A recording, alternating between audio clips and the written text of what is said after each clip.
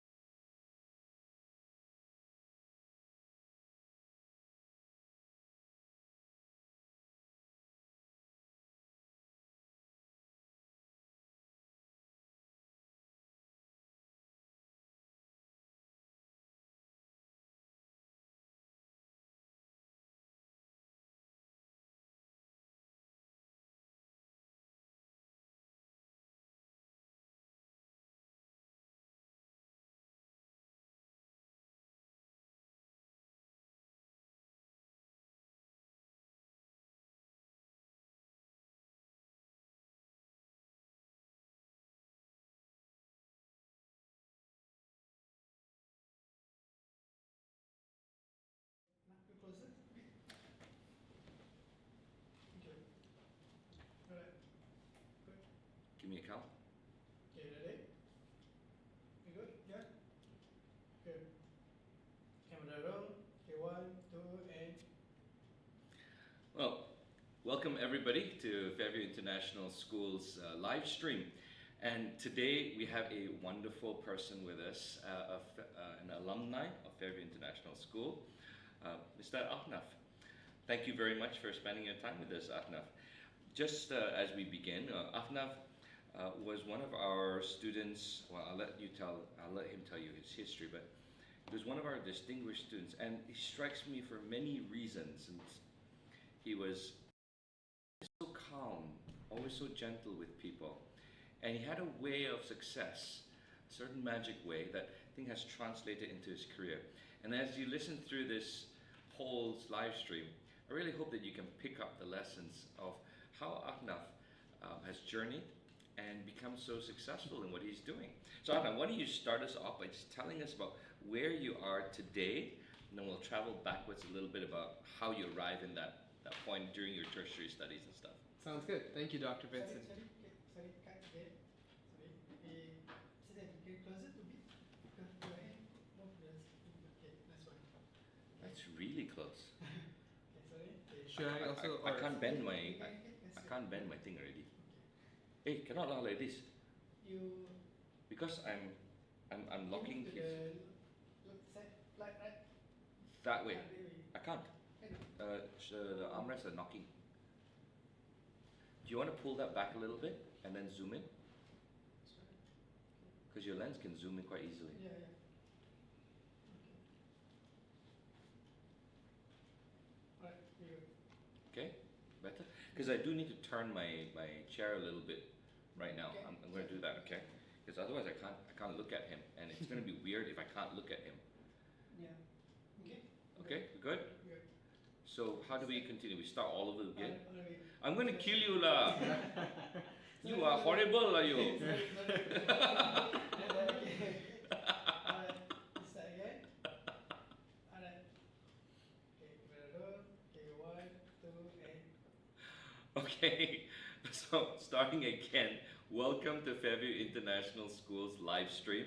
With me today is Mr. Ahnaf Rahman, and he's one of our alumni who is here at Fairview, a little while ago.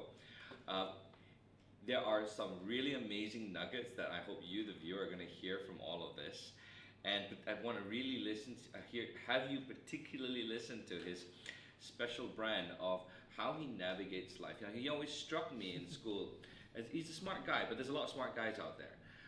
The way that he works with people, alongside people, and thinks through issues in that very interesting and calm demeanor. And if you can pick up anything through this live stream, and you can learn that from him, I think you're going to carry a lot. Now, as we begin, why don't we start off with Ahnaf? Can you introduce to us, like, what are you doing right now? And yeah, tell us a little bit as well about how you arrive at this point from that sort of tertiary angle as well.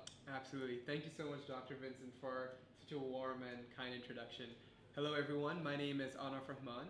I recently graduated from the University of Toronto with a Bachelor in Business Administration. I'll be starting a full-time role as a private equity analyst at a startup in Toronto, Canada, where I'm based. I studied in Fairview for 9 years. I joined as a P5 student in 2012, stayed here throughout PYP, MYP, DP as well, graduated in 2021. Had a phenomenal time here. You're not getting away. You're telling us what your score in the DP was. Scored a 45 on 45 in DP. Perfect score. Thank you, Dr. Vincent. But I think carried a lot of lessons with me through my time in Fairview, and especially during the DP, which made the last 4 years at the University of Toronto very memorable. So very grateful for this experience. Yeah. Okay, let's get started with this. Okay. When you went to university, tell us about what university was like. And you know, what did it match your expectations? What did you gain? Just a little bit about that. Yeah, absolutely. So university was very far away. Have no family in Canada. Everyone was and still is based in Malaysia. So felt very foreign in terms of what was around me. But in terms of the challenge, the academic rigor, that felt surprisingly easier than expected. And that is, I would say, 100% thanks to the IB diploma. A lot of what we were taught in terms of the content directly translated to the first year curriculum. Now, it's not just the content itself, the skills that we learned, presentation skills, the communication skills, the analytical skills. This went hand in hand with what was expected from us in first year. And so throughout first year, felt like I had a significant advantage over my classmates who had not completed the IB diploma. And I'm not saying this, of course, you know, there's this special Fairview flavor, but this experience was consistent across all my friends who did the IB diploma from around the world.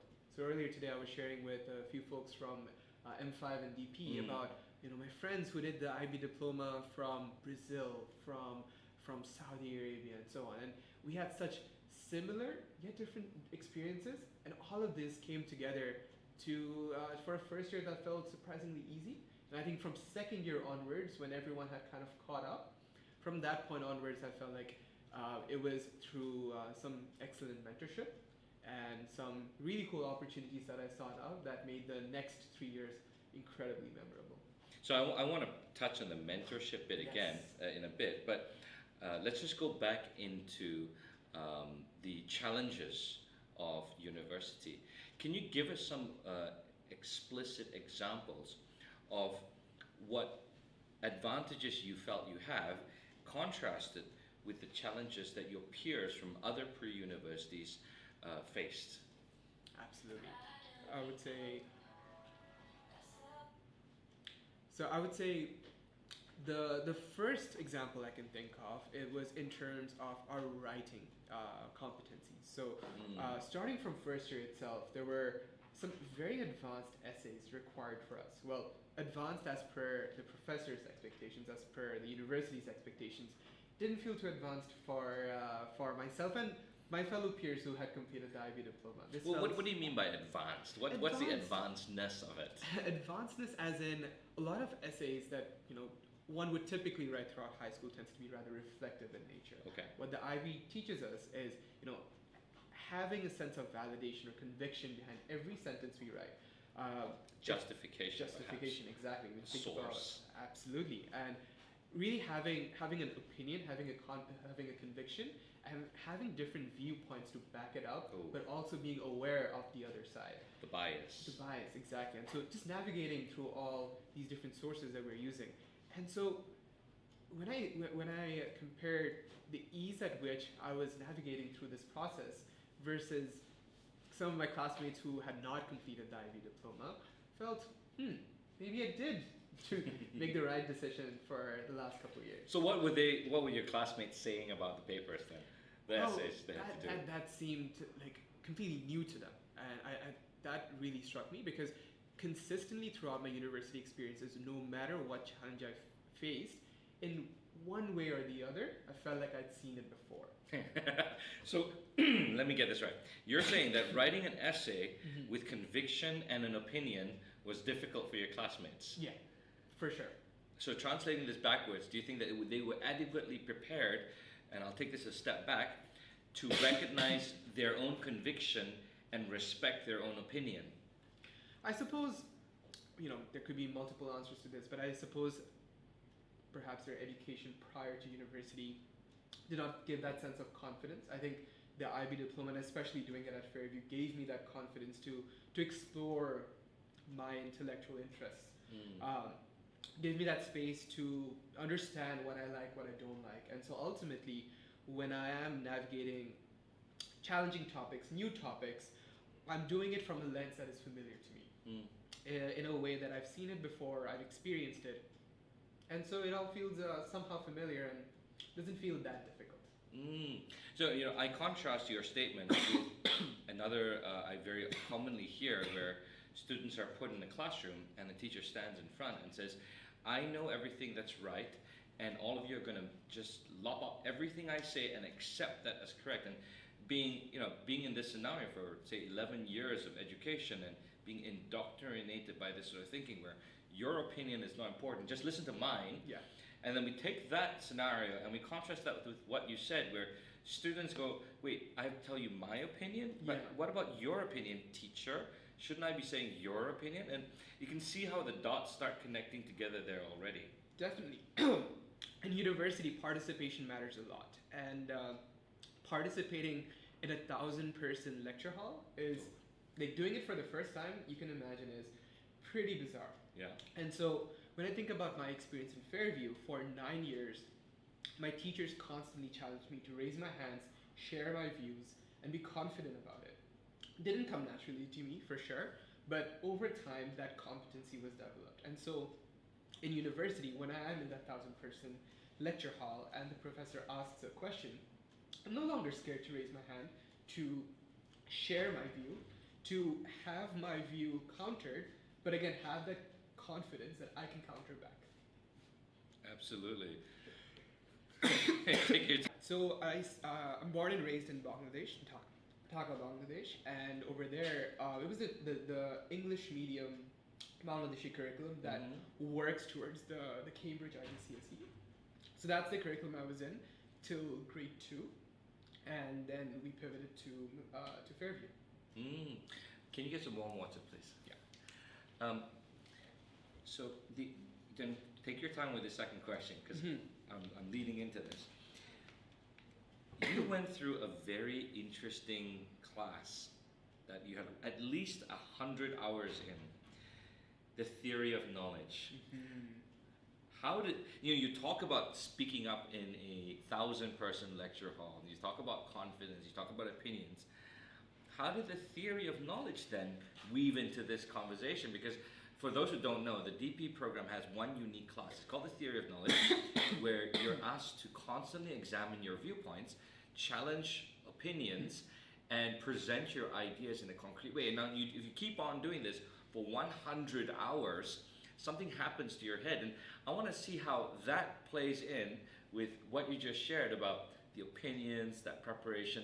And I want you to extend that to work. How does this work? How does this translate to work now then?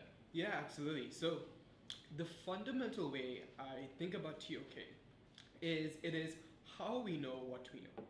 So it's not exactly the knowledge itself, but how we acquire that. Yeah, thank you.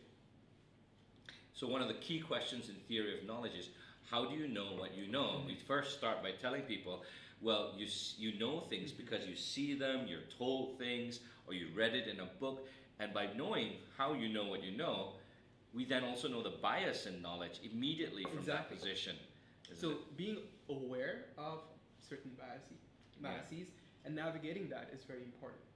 And so when I talk about having a stance and really defending that in a lecture hall context, understanding where you're getting that source of conviction, understanding where the other person is getting it from, because I think Yeah. listening is also very important, and I'll be happy to share more about that later on. Having that sense of conviction in terms of where you're getting this information and where the other person is getting it from, you then are able to weave things in a lot better, and then when you are countering back, becomes a lot easier. So I think it was more of a way of thinking that emerged out of the IB diploma, and I thought that eventually made my transition from the lecture halls to the workplace a lot smoother as well. Where your bosses are asking for your opinion and stuff.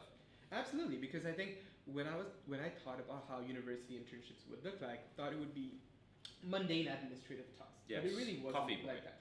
It really wasn't like that. It was a lot of what do you think about the problem? What do you solve? And you know, the typical answer that to build a new project, which is keep in mind for an intern to propose a project, it's pretty unprecedented. But I proposed a project based on what I listened the managers around me were saying, proposed a project, and I structured it in a way which, if I reflect back, the foundation of it was in what I learned in TOK and what I learned in IB diploma in general. So thankfully that project worked out, was able to pitch it successfully, develop it, implement it. But then again, if I didn't have the courage to step up, to structure my thinking in a way and really present that, Yes. none of that would have happened. The words that came out, the recognition, none of that would have happened if I didn't take that first step. And I think the IB programs, that they gave me the foundation to take that step. Excellent. You drink some water. Yeah. You're suddenly coughing all of a sudden. So let's see. You said a few things. The confidence to step up. Yeah. The skills to structure your thought process. And then the skills to actually convey that communicate that efficiently, effectively. That sounds pretty daunting for, frankly, an intern, who I personally would expect just to be a coffee boy, and I wouldn't expect very much else from an intern. But I guess you're Ahnaf for a reason. I want to delve into a little bit more there of how one of these skills was developed in you in the classroom, and then how it was used in your adult life. Absolutely. I think the standout skill, sorry, excuse me.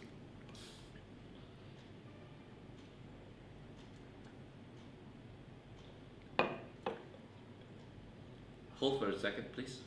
Can we? So we're just going to pause for a second because I think we just got to drink some water.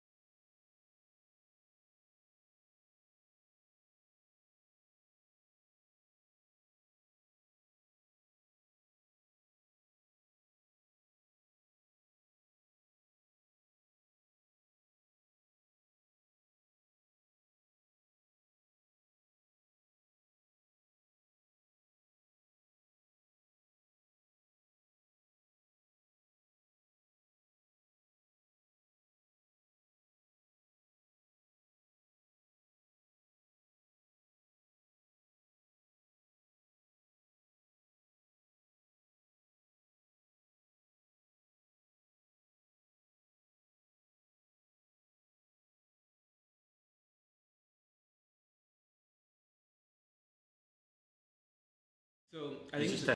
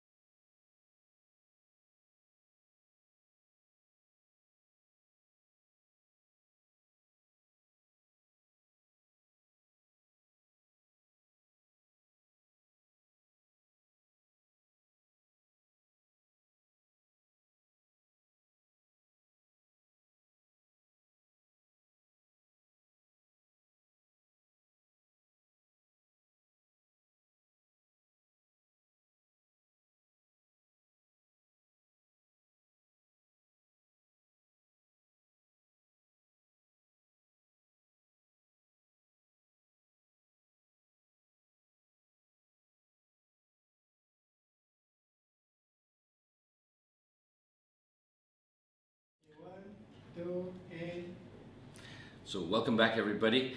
We had a little bit of a medical pause there. Unfortunately, coughing is something that Canadians do as well. So Ahnaf, just building off from our last question. yes. You left us talking about skills, and I want to just narrow down on some skills here. How do they translate? Because we hear in a lot of international schools say they build skills and they do a lot of skill development in the kids, but how does it actually translate? I'd like you to help us really make this tangible. Can you isolate and give us an example of a skill that you learned, and how was it taught to you in school? How did you experience it? How did you develop it? Then how did it transition from schooling years up to that tertiary level and into adult life? How did that skill carry you forward? By the way, we call this in education transferable skills, and I'm asking him to prove or to show, give us a great example about how a transferable skill works. Yeah, absolutely. So you can think of many different skills that really emerged from Fairview, but the one that I think of the most fondly is teamwork skills. Started off with group projects, all the way back from P5. Group projects for everything, from maths, for science, for everything. And then that naturally transitioned into a leadership position that I held, which was the student council president. And for the first time, I was leading a team of about 40 students from various nationalities, various ages, and everyone had different needs in the organization. And based on the learning that we had in the classroom, and based on my own personal experience, familial experience as well, what I realized is the best way for me to lead a team, to work with a diverse group of people, was to listen. Listening was my key. I was also the president of the Management and Economics Student Association at the University of Toronto. So once again, leading a diverse group of people, leading by listening, understanding what different perspectives are, understanding where perspectives come from, and really navigating and leading with purpose. And then eventually, when I take that from a university to a work context, even at internships, working in a city as diverse as Toronto, you can expect that there are individuals from all over the world, and working in teams where I'm now the most junior person, whereas if I compare to my experiences in the student association or student council prior to that, I was leading a team. Here I'm the most junior member, but still navigating that environment in a way such that, of course, I'm responding to the people who are far more experienced than me, but still having my position be known. Still contributing actively, and again, to that I credit the learnings that I had through the IB program. Excellent. Now, I want to touch on another area, your sense of direction, okay? We run a program here at Fairview, and I don't think you had this when you were back then, because this started up after you left. And we're going to go through these 4 questions. And listeners, if you listen to this, these are 4 questions that you can ask anybody and help your kids or anybody find their sense of purpose. This is what we do in our school. Okay? So the first question is, what are you deeply passionate about? Mm-hmm. For me, it would be mentorship. Mentorship has played an immense role going from school to university, finding my way around university and beyond. My first 2 mentors were my parents, my mom and dad. They taught me a lot, not only in terms of what is known, but also the unspoken truths, maybe what is not written. Through that, I was able to not only just succeed in the classroom, but able to have a harmony, if you will, between in the home and in the classroom, have skills transfer along both places, and through that guidance, I was able to make it to university, and through, again, similar mentors that I found in alumni at the University of Toronto, find my way along as well. And so what mentorship has taught me is that, when we talk about, these sessions or articles or stuff we see online, so often talks about the successes of people. And I feel the real value of mentorship is people are vulnerable to share maybe what didn't go as well. And from there, you learn what mistakes to avoid, what steps you probably should double down on.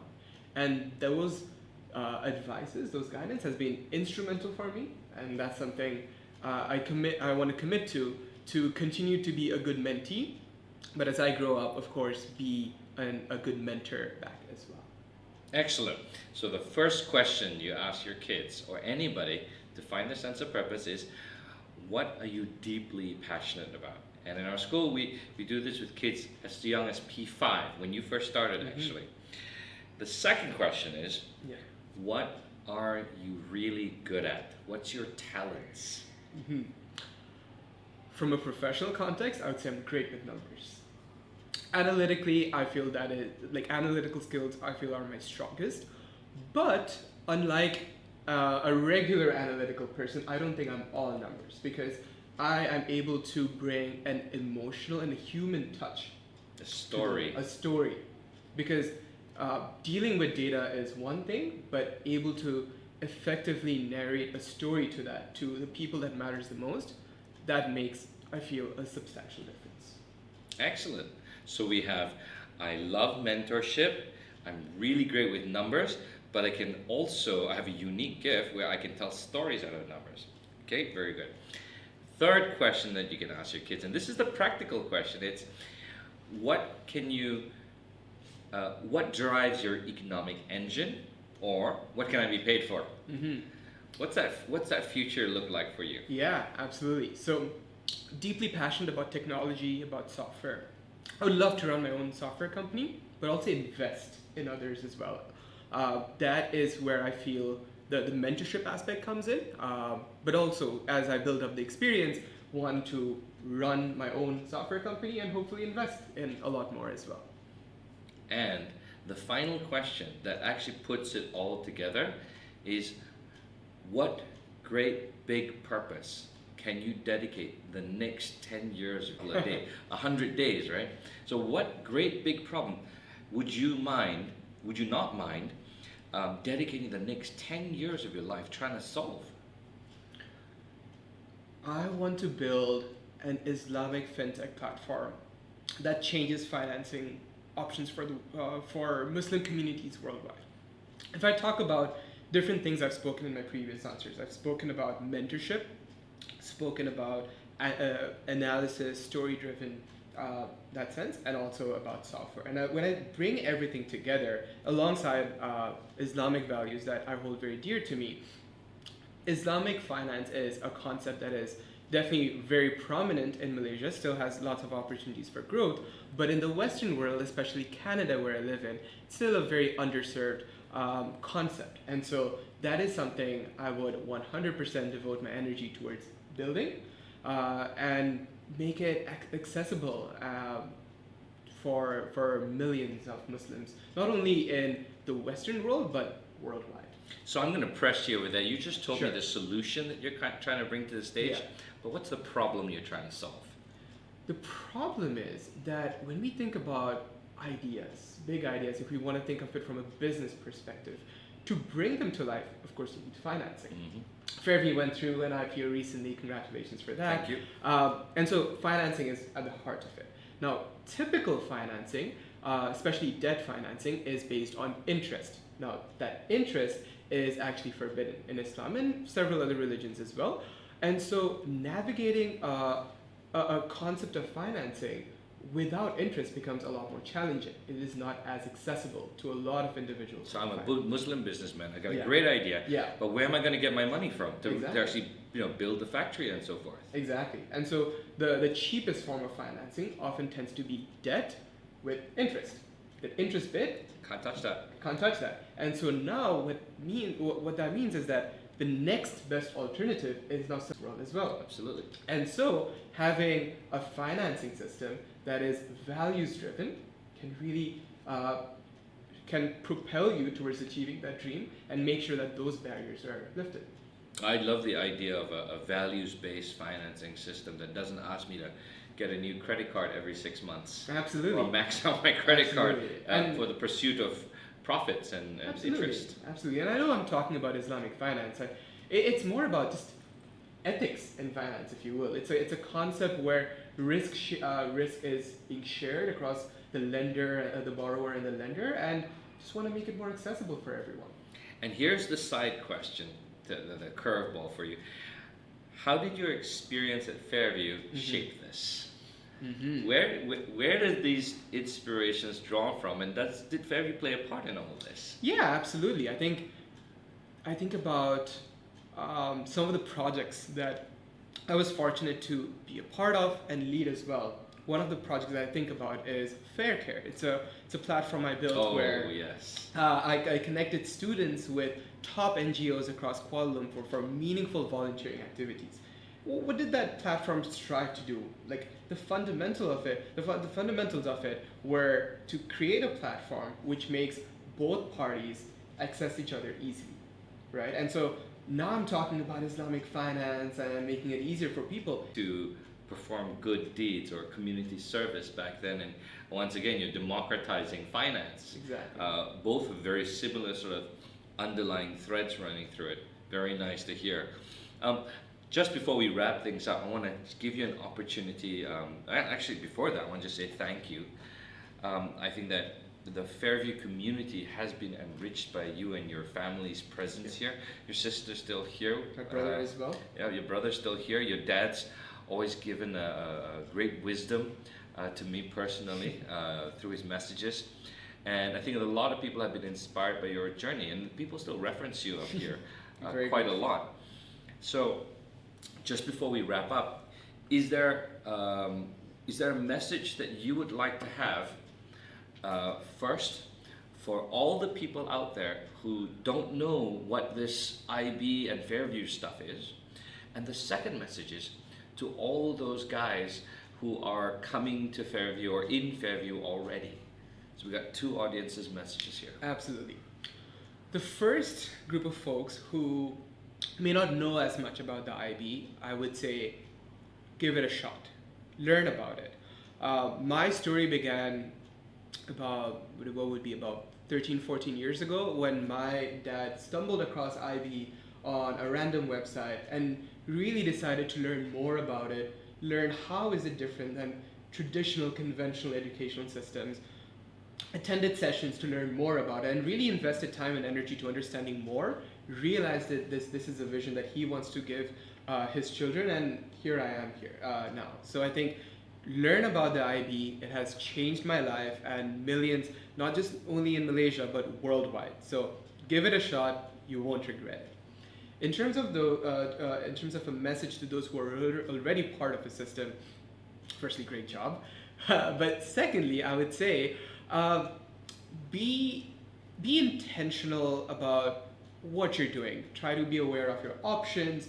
Have conversations with people to know what you're up to, what options lie ahead of you. If I think of all the decisions in terms of, I did my MYP in Fairview, but why continue DP in Fairview? There were options. Evaluated all of them, realized continuing in Fairview was the best decision for me. From there, when it came to choosing university, again, aware of options again, and then choosing what's best for me. And so what Fairview and the IB community gives you is it's a community of folks who have experienced it all. There's so much to learn from everyone. Learn your options, know what's best for you, and hopefully you make the best decision for yourself. Well, if anybody out there is really interested to find out about an experience, an educational experience that prepares your child not for exams, but to thrive at life, give us a call, and we'd be happy to share with you whatever we know, and hopefully enrich one more. Have a great day now. Bye now. Thank you.